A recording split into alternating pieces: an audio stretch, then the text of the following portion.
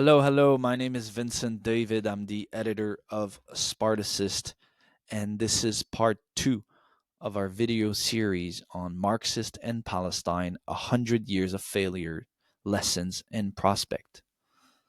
Now, I would recommend you start with part one of this video. However, if you don't mind getting into a story right in the middle, please feel free to listen. Now, in part one, we had started by establishing how, after a year of Israeli onslaught against Gaza, the Palestinian movement has failed not only to stop Israel's genocide, but even to dent the momentum of Zionist forces, who still receive the support of the major Western power, and uh, where Arab states have made some tepid declaration without any sort of real concrete action in support of Palestinians.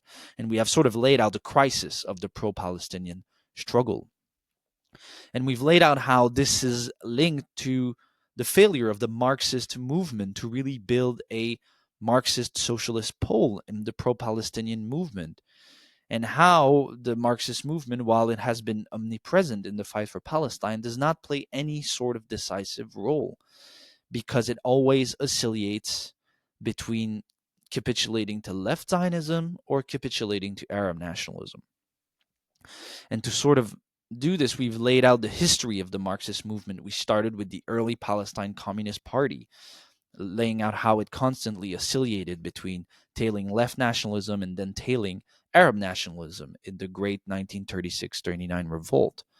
And then we went through the Nakba and how Stalin and the leadership of the Soviet Union betrayed completely the Palestinian struggle by supporting Israel, supporting the establishment of Israel, and then sort of went through briefly the various Trotskyist organization, who some were completely Zionist and supporting Israel, and who others, while not being as rabidly Zionist, nevertheless capitulated to Zionism by refusing to side with the Arab League against Israel in the 1948 war.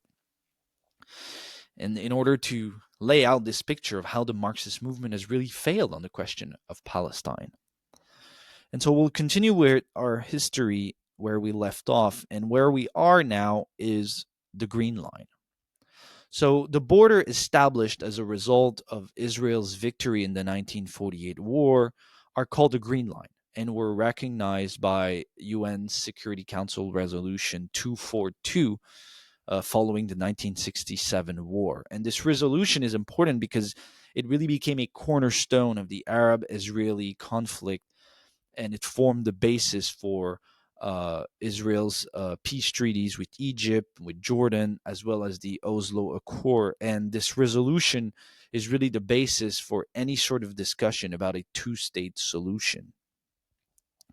Um, However, we have to look at what Resolution 242 actually is, because really what it is, this resolution basically endorsed the conquest and loss of territory that befell the people of Palestine in 1948. And it was premised on the liquidation of the Palestinian resistance movement and the safeguarding of the frontiers of the state of Israel. And really, the issue is that there can be no justice for the Palestinian people based on the Green Line and on Resolution 242, because this resolution really is based on the land stolen in 1948, on the over 700,000 Palestinian people who lost their land in that war. And however, in the Palestinian movement today and in the left today, many liberals like the BDS movement, liberal Zionists like Norman Finkelstein, or Zionists in Israel, like left group in Israel, like Gush Shalom, or all the way to like communist parties like the Greek KKE, all of them uphold the Green Line as Israel's legitimate border. And the purpose of this is to create a false distinction between the land stolen from the Palestinians in the 1948 war and that stolen in later expansion. And usually in the Palestinian milieu, when often when people referred to the occupied territories, they referred to the territories taken after 1967. And really, this framework is wrong and must be rejected by the Palestinian movement. It is easy for the well-off liberal Zionists who live in Tel Aviv to speak with contempt about those poor Jews who live in the West Bank as the settlers.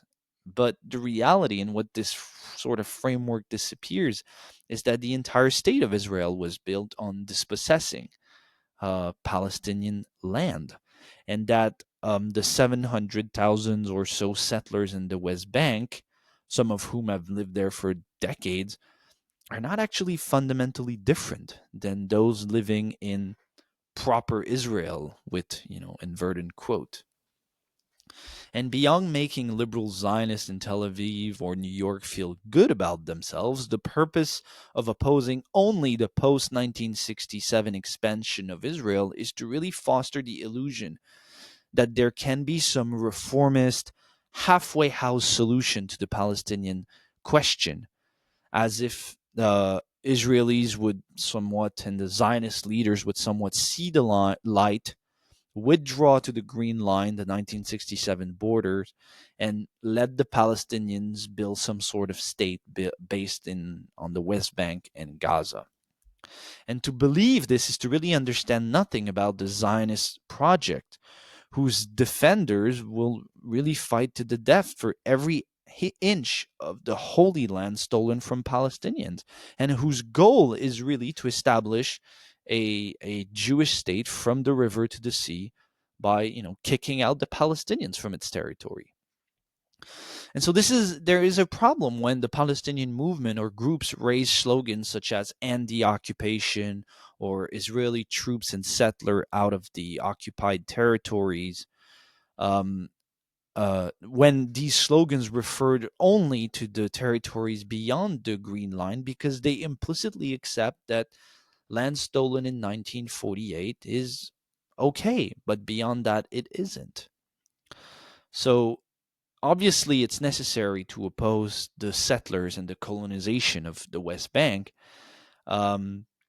However, to believe that the problem of 700,000 settlers occupying the West Bank can be solved short of a fundamental transformation at the heart of the Zionist state is a dangerous illusion, and one that has been used by Zionists to um, shackle and disorient the Palestinian movement.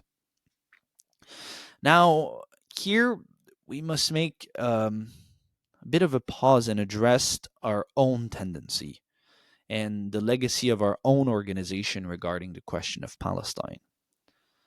Um, our group comes from an organization or a fraction called the Revolutionary Tendency, which was an opposition form inside the American SWP.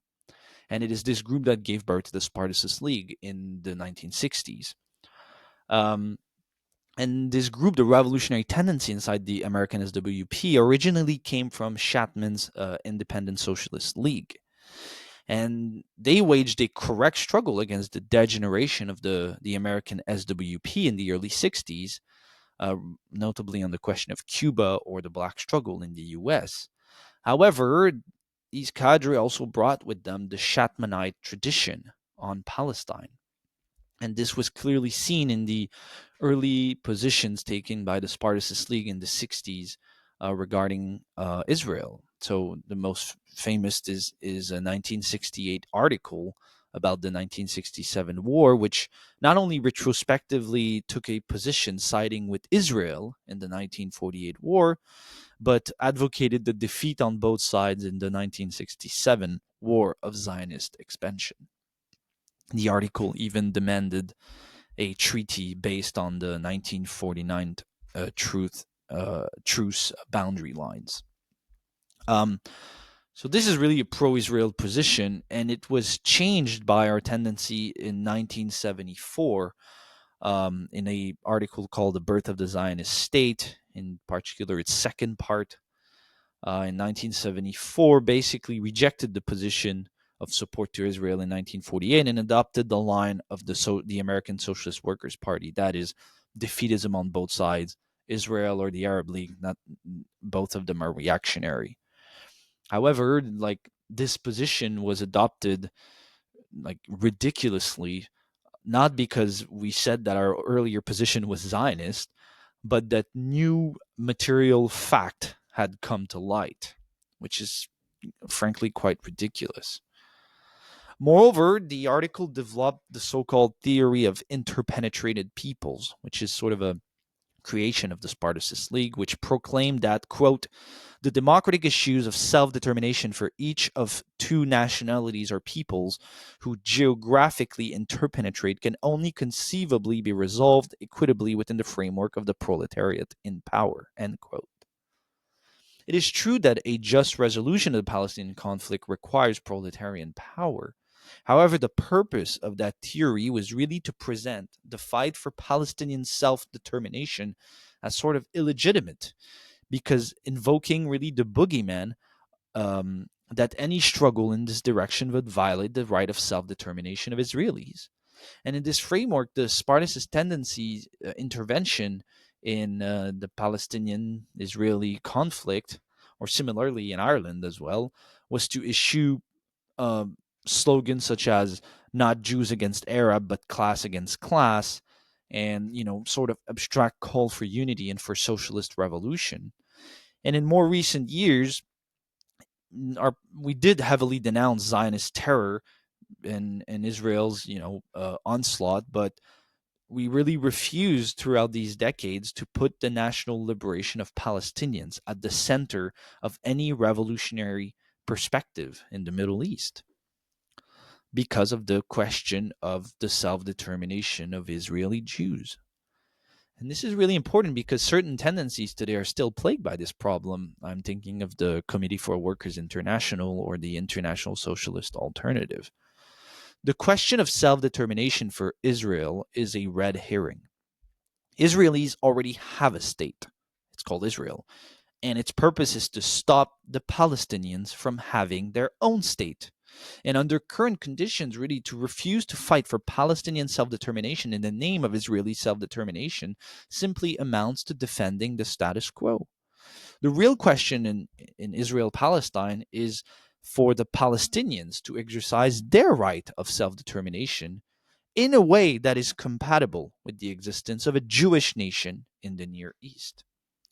And this is possible only in the form of a unified binational state based on resolving the historical injustice committed against the Palestinians, redistribution of land, the total equality of language, and the redressment really of the fact that Palestinians are really at the bottom of this society, and a binational state where both nations enjoy full democratic rights in regard to language, culture, religion, etc. But such a state obviously can only be established by redrawing entirely the borders of that region and by really a common uprising of Palestinians and Israeli workers who refusing Zionism, rejecting Zionism, really, uh, agreed to really shatter the status quo and and form a new state on an entirely new social basis in the region. So this is sort of our tradition, which is quite known on the left. And for us, it's really key to reject it and to really draw a line against that, the political conclusion of the interpenetrated peoples theory, and against all these positions that were taken in the past, whether in favor of Israel or, taking no sides with the Arabs against Israel as really capitulations to Zionism. And the various organizations around our sort of orbit, like the Bolshevik tendencies or the League for the Fourth International, they still stand by this tradition and still believe that it is somewhat revolutionary. So it is for them to answer how come supporting Israel in the refusing to support the Arab League in 1948 was somehow progressive. Now, let's come back to the history of the Palestinian question. So in the period following World War II, you had anti-colonial uprising breaking out around the world, from Vietnam to Algeria and Latin America. And most famously, in Africa, well, apart from Algeria, maybe, in Egypt, you had the coming to power of Colonel Gamal Abdel Nasser in power. And really, as part of the Egyptian military, he came to power impelled by the 1948 defeat at the hand of Israel. And Nasser sought really try to free Egypt from imperialism and modernize the country, promoting pan-Arab nationalism, pushing the unity of all Arab League states against the Zionists and the imperialists. And in 1956, Nasser famously nationalized the Suez Canal, seizing it from the British and French owners and closed it to Israeli shipping. And this action was extremely popular in the Middle East and throughout the so-called Third World. And in response, Israel invaded Egypt together with Britain and France, but under heavy pressure from the US as well as the Soviet Union, the invading forces withdrew in a humiliating defeat. In May 1967, Nasser again closed the canal to Israeli vessels, and Israel once again retaliated and, in a preemptive airstrike, destroyed almost the entire Egyptian air force and launched a ground offensive into the Sinai Peninsula, as well as the Egyptian occupied Gaza Strip. And this prompted a new war between the Arab League and Israel, which ended in a disastrous defeat for the Arabs.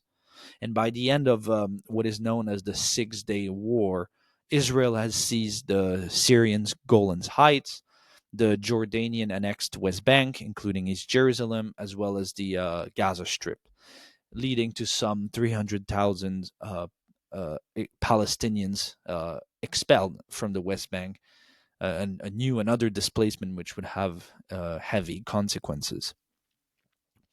Up to this point, the Palestinian nationalists had placed their hopes in Arab regimes such as Nasser's to defeat Israel and advance their own liberation. And what the defeat of 1967 showed was that Israel, backed by the great powers, was much more powerful than all the Arab states and could not be defeated this way.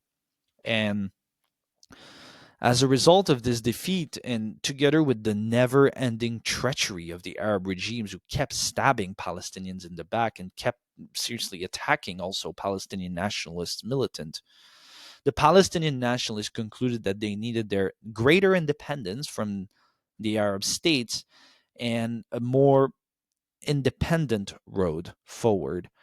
And they came up with the strategy of guerrilla struggle, really inspired by the model of Cuba or Vietnam at the time. And it is really in this context, in the late 60s, that Yasser Arafat's PLO, the Palestinian Liberation Organization, became the main force in the Palestinian resistance movement. And so the late 60s see really a turns and a great gain of influence by the PLO, um, who elaborate this guerrilla tactic. However, at the same time, they cannot completely cut themselves out from the Arab regimes and therefore adopt the principle of non-interference. That is, they agree not to criticize these various regimes in exchange for some support. So the more left-wing elements in the Palestinian struggle, the Marxist-Leninist-inspired Popular Front for the Liberation of Palestine or the Democratic Front for the Liberation of Palestine, criticized this capitulation, certainly, and said many correct things, but overall shared the guerrilla strategy of the PLO. And so that's how you have, in the late 60s and the 70s, series of hijackings, bombings, kidnappings, including some of the most famous, like the kidnapping and eventual death of Israeli athletes in the 1972 Munich Olympics. So a point on this, the individual terrorism as a tactic has always been rejected by the Marxist movement, who's always based its perspective on the mobilization of the working masses. You can go all the way to the polemics of Lenin or even Plekhanov against the the Narodnik and the populists in Russia who did do terrorist acts against the Tsar, and the socialist movement has always opposed this. And the nature of the Palestinian conflict gives to the guerrilla road an even more counterproductive and frankly desperate role. Because in the first instance, contrary to a banana republic, like for example Cuba in the late 50s, which is just propped up only by imperialist corruption, the Israeli state relies on the militarized fist of an entire nation. It has real popular support, and it receives massive aid from the great powers, which makes it impossible for the Palestinian to really um, seek to change the status quo by confronting Israel through conventional military means, much less a guerrilla tactic. And second, and flowing from this context, acts of terror against Israeli civilians, including the October 7 of Hamas, does not weaken but rather strengthen the Zionist fortress and really wields the Israeli population tighter to its rulers. Apart from the fact that it is criminal to target, uh, frankly, civilians in this conflict. If you have as a strategy to win over a section of the Israeli working class, that completely undermines this aim. And third, the purpose of the guerrilla road in Palestine has always been to pressure either the Arab regimes or Iran or Turkey or whatever, as well as the imperialist powers, to try and intercede on behalf of the Palestinians, make some sort of great blow and seek these regimes to really intervene in your favor. And as we've seen in the history so far, the Arab regimes have, it's really a futile and suicidal endeavor, because we've seen already how the UN, or the so-called international community, are the one who have partitioned Palestine, how the imperialist great powers have benefited from the oppression of Palestinians, and how the various Arab regimes has also have a history of constantly betraying the Palestinians. So any sort of armed resistance or something must be part of a broader revolutionary strategy that must include winning over a segment of Israeli society, centrally its working class. And this is not out of humanitarian consideration, but vital for the Palestinian cause, because there is simply no other road than to seek to emancipate the Palestinians through winning over a large section of the Israeli Jewish working class, and sort of seek to to fundamentally transform the Zionist state from within. Um, and so, in terms of the Marxist left after 1967, most of them, most of the Marxist left before that was tailing left Zionism, but after 1967, most of the Marxist left started, really flip flop and started to cheer for the Palestinian National Resistance, the PLO, and including lawyering and justifying the guerrilla road. And this really prevented the best elements from the Palestinian movement to really be won over to communism and away from nationalism. Because if the entire communist movement just cheers on the PLO, then yeah, the communists are not an independent pole anymore. And as a result, also many of these courageous fighters were killed by the Mossad, um, in sort of gruesome and terrible murders. So today, just as back then, it is necessary to oppose the method of individual terrorism. Instead of conciliating Palestinian nationalists, the duty of Marxists is to win them to an internationalist working class perspective. And this is really what Lenin laid out regarding the national question in a text I quoted in the first part of this video. Let me quote also another bit of it. The socialists of the oppressed nations must, in particular, defend and implement the full and unconditional unity, including organizational unity, of the workers of the oppressed nations and those of the oppressor nation. Without this, it is impossible to defend the independent policy of the proletariat and their class solidarity with the proletariat of other countries in the face of all manners of intrigues, treachery, and trickery on the part of the bourgeoisie. The bourgeoisie of the oppressed nations persistently utilized the slogan of national liberation to deceive the workers. That's the problem of the Palestinian nationalist movement, the refusal to seek unity with section of the Israeli Jewish working class on common material interests, based on a total rejection of Zionism, but also on seeking to join the grievances and the struggles they have against the Zionist rulers with the struggle of the Palestinian liberation.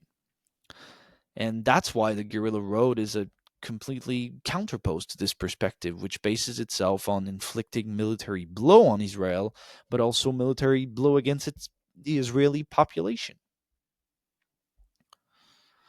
So the most radical and anti-Zionist organization of the Israeli left was Matzpen. It was founded in 62 and really grew after the 67 war, when it became to argue that Israel was a colonial settler state from inception and advocate self-determination for Palestinians. And Matzpen had um, said many actually quite correcting and good things in relation to the character of Israel and to the struggle for Palestinian liberations. However, they did not think that the Israeli working class could be broken from Zionism. They believed that the privileged status of Israel makes it more or less impossible for the various conflicts in Israeli society to acquire a revolutionary character. And they really view their role in Israel as waiting for the Arab Revolution to come from outside. And they believe that only the Israeli youth, like students and intellectuals, could be broken from Zionism, but not the workers. And really, this sort of petty bourgeois and middle class approach relies really on the progressive, quote unquote, ideas of this social layer, the middle class, the intellectuals, rather than on workers who have a material interest in revolution. So therefore, their call to really de-Zionize Israel amounted really to moral appeals to the enlightened middle class. And today, certain groups like the British Socialist Workers' Party, they praise Matzpen, but embraced usually its weakest point, because the British SWP also argues that the working class in Israel will never fight for revolution, unlike workers everywhere else, because it benefits from Palestinian oppression.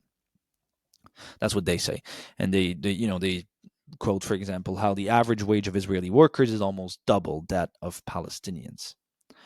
Now, this is certainly true, and it is true in general that Israeli workers have a privileged status in the region as a result of Israel's alliance with U.S. imperialism. But Palestinian oppression is not in the class interest of Israeli workers. And conditions of life in Israel in general are much worse than in Britain, in U.S. or Germany, with Israel having like incredible, like the second highest rate of poverty in the developed world. And if you think about it, all the oppressive conditions of life, the militarization of society, the dominance of religious reaction, racial oppression, gross inequality, the high cost of living, in one way or another, all of these are a product of the fact that the society is built on Palestinian oppression. And sorry, Israel is a theocratic tinderbox of class, ethnic, and gender oppression, really maintained together by Zionist ideology. And so there is a material basis to win the Israeli working class to revolution and Palestinian liberation as well. But that demands a complete break from Zionism. So if we take the example, for example, of the Arab Jews, the Mizraim, so these Jews used to live in the Middle East, and they were forced to emigrate to Israel after the Nakba in 1948 because of the rise in anti-Semitism fueled by the Arab regimes, as well as Zionist provocation, really to get them to come to Israel. And when they arrived in Israel, they were treated by the Zionists often as Arabs, with all the discrimination and racism that comes with this. And by the 1970s, the Mizraim comprised 50% of the Israeli Jewish population. And although their status was above that of Palestinian citizens of Israel, they were kept at the bottom of Israeli Jewish society, by the Ashkenazi ruling class, consigned to the worst jobs and the worst segregated living conditions. And this remains true to this day. So the Mizraim have much to gain in fighting for the liberation of Palestinians who are oppressed by the same Zionist state and ruling class as they are. But in seeking to integrate society, this layer, the Mizraim, often embraced really rabid Zionist views, in a way to like integrate Israel. And this is really a contradiction that goes to the heart of the problem of socialism in Israel. Because layers that are right now more ideologically reactionary have actually stronger material reasons to revolt. This includes as well the settlers on the West Bank who are usually recruited in the poorest section of the population for cheap land. So the layers that are more ideologically reactionary are actually have more reasons to revolt, while the liberal layers onto which most leftists look to are in fact materially more tied to the status quo. These are the middle class elements in Tel Aviv or whatever I was referring. So if we come back to the history, um, if we fast forward a little bit to the 1980s, we really see here the beginning of a period of defeat and retreat for the Palestinian struggle, and really the bitter fruit of the guerrilla struggle. The 1982 Lebanon War ended in disaster for the PLO, and the 1987 First Intifada was brutally repressed in the Gaza Strip and the West Bank. And these military defeats went hand in hand with the isolation of the PLO in an international context of increased U.S. belligerence against the Soviet Union. And with the collapse of the USSR in 1991-92, which was, giving aids to the PLO, the world order really fundamentally changed. And as a result, the leading layers of the Palestinian struggle in the PLO, notably, increasingly became conservative, unwilling to struggle, and desperate for a deal. And this came hand in hand with the U.S. Leadership, starting with George Bush and then followed by Bill Clinton, for its willingness to put an end to the Arab Israeli conflict. It started with George Bush father, followed by Bill Clinton, who proclaimed himself the peacemaker in the Middle East. And these lofty U.S. imperialist pretensions were not about really making peace. They were really more symptomatic of the period, which was characterized by U.S. hegemony and the triumph of liberalism in the Cold War. And so it's in this context that you see U.S. imperialist rulers wanted to embark in grand project for peace on earth under Pax Americana. But of course, their version of peace was the subjugation of Palestinian people and the stabilization of Israel's security. This resulted in the early 1990s in the U.S. brokered Oslo Accords. The agreement marked a major capitulation by the PLO because they recognized the Zionist state for the first time, overturned the PLO charter that had defined Palestine as an indivisible territorial unit. It accepted all sorts of concession, like that the Jewish settlement in the West Bank would remain under Israeli control, agreed to establish the Palestinian Authority, which would police Palestinian territories for Israel, essentially. And the anyway, there's much more I could go on, but basically the Oslo Accords offered a sort of Bantustan mini-state for the Palestinian, really a grotesque promise that was not even fulfilled. And the goal of the Oslo Accord was really to pacify the Palestinians and really freeze the conflict by dangling the hope of a two-state solution. And the Zionists took advantage of this sort of freezing on the side of the Palestinians to press the Palestinians even more firmly, gradually reducing their territories, sending more settlers on the West Bank, and launching constant attacks against Gaza and in the West Bank as well. And really, this sort of slow grinding over basically, 2, 3 decades of the Palestinians culminated in the 2020 Abraham Accords under Trump, which really laid the basis for the Arab states to normalize their relations in Israel with Israel and recognize its sovereignty. And really, these accords were really a triumph for Israel because they really, for many, they really sounded the basically the relegation of the Palestinian cause to the margins of history. However, the tightening the vise around the Palestinians was sure to provoke a reaction.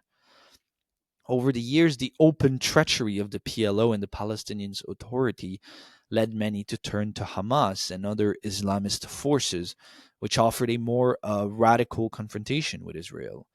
And sporadic clashes between Israel and Hamas over a decade culminated in the frontal assault on Israel by Hamas on October the 7th, 2023. And this attack, together with Israel's genocidal response, really shattered the status quo in the region and banged the last nail in the coffin of the Oslo Accord and the two-state solution.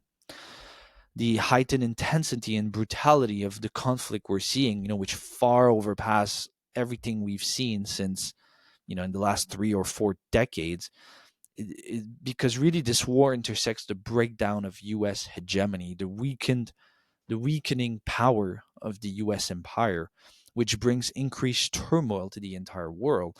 And in this new context, that revolutionary must approach the next step for the Palestinian struggle for freedom. So while the attack of Hamas on October 7 really shattered the status quo in the region, in the Marxist left, the political status quo of disorientation has remained the same. And we can see today that socialists of all stripe continue to zigzag between the two poles we've talked about throughout these two videos, whether it is Zionism or Arab nationalism. So on the more right wing, we have groups like Lutte ouvrière in France, Lotta Comunista in Italy, um, and others who might fit into this trend, which denounce uh, Israel's bombing of Gaza, oppose the war, but who also oppose the struggle for Palestinian liberation as a reactionary nationalist cause. They denounce, it's flag waving on both sides, and denying the fact that one side is an oppressed nation without a state, and another a nation backed by the imperialists. And slightly to the left, but in this broad category on the right wing, you have groups like the Committee for Workers International and International Socialist Alternative, who sort of hide their rejection of the national liberation of Palestine behind liberal solidarity with the movement and empty abstractions. So I'll read just an example, for example, from an article from June. They say, quote, "What's needed is an international mass working class movement to cut across militarism, nationalism, and sectarianism. Such a movement needs to oppose the ruling classes of all countries who benefit from maintaining the status quo and unite working people to bring down all the reactionary regimes on the basis of a revolutionary socialist program for peace and stability for all." Okay, like, these are really sort of platitudes to say a lot of things without much content. And we've talked about in the first part of this video how platitudes about working class unity against capitalism are meaningless if they are not premised on the national liberation of the Palestinians.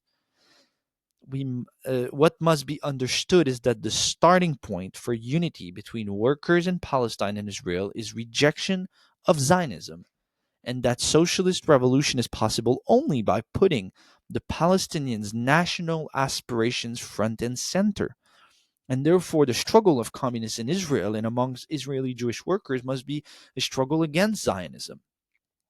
But nothing in the intervention of the CWI or the ISA, like, for example, if we take the recent general strike a few weeks ago, nothing that they write seeks to challenge the hold of Zionism among the Israeli workers' movement. Now, on the other end of the spectrum are those left organizations who uncritically cheer the leadership of the Palestinian movement. The most obvious is like the Party for Socialism and Liberation in the United States. They're open about this. For them, it's like our role is not to criticize the Palestinian leadership, but just to sort of fight in our own country against colonialism and help whoever the Palestinians decide to lead them. And like most group in this trend are not as craven as this, but like the British SWP, for example, they do have criticism of Hamas, its method and its ideology, but these are usually afterthoughts, and in no way they believe that they reject that their role is to challenge the hold of nationalism on the Palestinian struggles. From PSL to the British SWP, they don't understand that the task of communists, as part of opposing Zionism and imperialism, is also to oppose the nationalist leaders and to wage a real political struggle for the leadership of the Palestinian liberation struggle. And so, for all these groups, the role of communists is not to give the movement a revolutionary direction, but really to be the foot soldiers of the liberals and nationalists. And this is really where both these trends, sort of left capitulating to left Zionists or capitulating to left Zion nationalists, unite, because no matter their position on Palestine itself, most Marxist groups cheer on the protest movement going on, particularly in the West, by sweeping under the rag that the fact that it is led by pro-imperialist liberals or by people promoting these people. From the U.S. Democratic Party, like politician Rashida Tlaib in the U.S., or Labour MPs like John McDonnell or Zara Sultana in Britain. The most perfidious role is played by centrists like Lev Voice or of the Trotskyist factions. Now, Lev Voice is able to identify very often a lot of the problems of the movement. They'll speak in the U.S. how it is tied to the Democratic Party and that this is a dead end, and entirely right about that. But what practical conclusion does Lev Voice draw from their analysis of some of the real problem of the Palestinian movement? Do they really center their interventions in the Palestinian movement on seeking to break it from its liberal pro-democratic party leadership? Actually, no, it doesn't.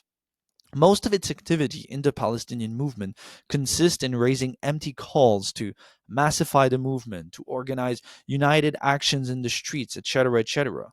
And when they engage in polemics like against the PSL, they can point out how they capitulate to Hamas or to the Communist Party of China, or even criticize some of their conciliation to the Democrats. But Lev Voice, for example, does not say a word about PSL's cheerleading of Rashida Tlaib, the main figure in the Democratic Party tying the Palestinian movement to the party of genocide. In fact, Lev Voice has carefully avoided to expose her role in the movement. Exposing Rashida Tlaib in the US, Mélenchon in France, John McDonnell in Britain, or Zara Sultana in Britain are not secondary issues. It is not us trying to just pick on some people. For anyone serious about breaking the Palestinian movement from its liberal track, it is precisely these left figures who must be exposed. People who fight for Palestine in the U.S.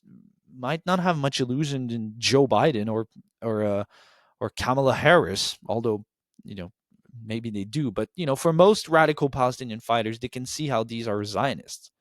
However, it is those most left-wing elements in whom they have illusions. In Britain, most pro-Palestinian people don't have much illusions in Keir Starmer, but they have illusions in Zara Sultana, in John McDonnell. Like, it is one thing to say we must oppose the Democrats. It's another to say we must oppose Rashida Tlaib. The former can be accepted by radical liberals who hate the Democrats. The latter directly takes on their illusions, and where really the chain that unites the Palestinian movement to the imperialist ruling class lies, and where it has to be broken. It was precisely the centrism typified by Lev Voice that Lenin denounced in his polemic against Kautsky. So in World War I, Kautsky could denounce the war in general and even the right wing of the Social Democratic Party, but Kautsky refused to fight for a split with the social chauvinist elements in the workers' movement. And today, left voice can call for a break with the Democrats in general, but refuse to fight for a split with the left wing bourgeois component of the movement. And it's the same thing in Britain, where socialist group can talk about denouncing Keir Starmer, denouncing the most right wing elements of the Labour Party, but will refuse to break with those more left wing elements in the Labour Party who still maintain unity with Keir Starmer. And that's really the central task of communists. That's where communists must hit. And that's been what our intervention, the Spartacist League and the ICL in general, that's been the where how we intervene in the Palestinian movement. So in the countries where we are, we have sought to show the necessity of communist leadership by putting forward a perspective that concretely advances the pro-Palestinian struggle while exposing the limitations and treachery of its current leaders, whether from trying to make opposition to the leadership of the Labour Party a central plank of the Palestinian movement in Britain, to seeking to organize student strikes in the US during the encampment, really targeting the Democrats as the central obstacle to push forward this perspective, to Australia, where we've or seek to organize the pro-Palestinian movement as a movement against U.S. imperialism and the Australian ruling class with the slogan "Break the U.S. Connection," etc., etc. So in every country, or in defense campaigns, where, for example, in Germany, we were heavily involved in defending a group called Samidun, which the left refuses to touch, because of their loyalty to the German ruling class, which is, completely Zionist. And so this is the difference between centrists who observe the problem of the movement but do nothing to solve it, and revolutionaries who chart a course that advances the movement and seeks to overcome its obstacles. So, um, the Palestinian liberation struggle enters a new chapters, which once again put Marxists to the test.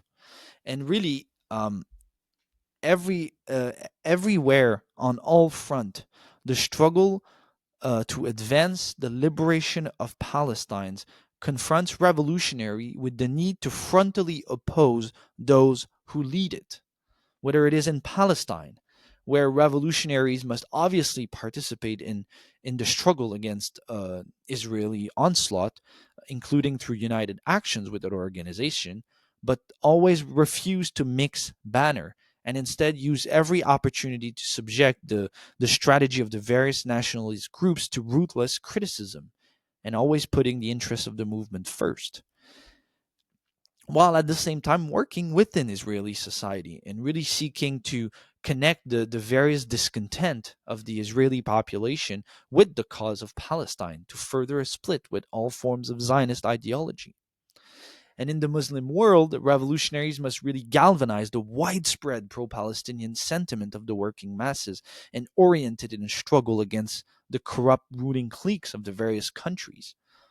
And it's really with unconditional opposition to imperialism and as well as staunch opposition to the nationalists, which are preconditions to really uniting all workers and peasants, and particularly those who are from oppressed national minorities, and which the imperialists used to, further divide and rule, like the Kurds, for example. In the global south, like where many, thinking of Latin America, many are seeking to push for boycott and sanctions and diplomatic appeals and, cutting diplomatic ties with Israel. All of this honestly amounts to nothing. Revolutionaries must direct the struggle towards weakening the position of U.S. imperialists, which is really the main power behind Israel.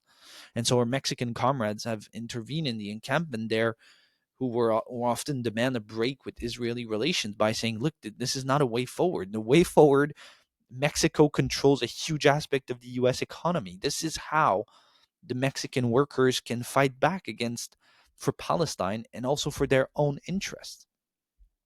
In the West, as outlined above, I've already spoke a bit, the revolutionaries must fight for a split within the pro-Palestinian movement against its liberal and reformist leaders.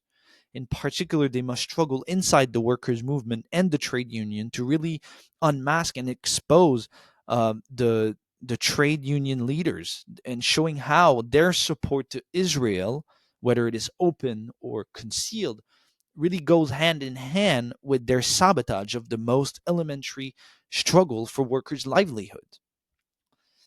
And so the century of capitulation by the Marxist movement to Zionism or nationalism has been paid really with the blood of Palestinians and led to countless betrayals and defeats, and really denied Palestinians a proletarian and class struggle road to their national oppression away from nationalist dead end and Zionist dead end as well.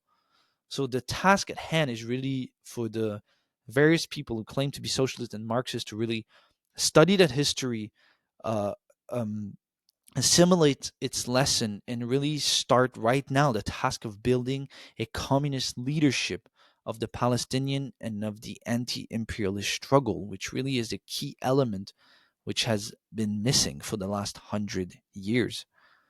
So that is the task at hand for various socialists and Marxists, to create this pole against left Zionism, against imperialism, as well as against nationalism. So, like and subscribe. This concludes our two-part series on the Palestinian question. Of course, much more can be said. And check out our website. Follow us on Twitter. We'll publish regular articles as well, dealing more with the current situation and the current escalation. And like and subscribe and stay in touch.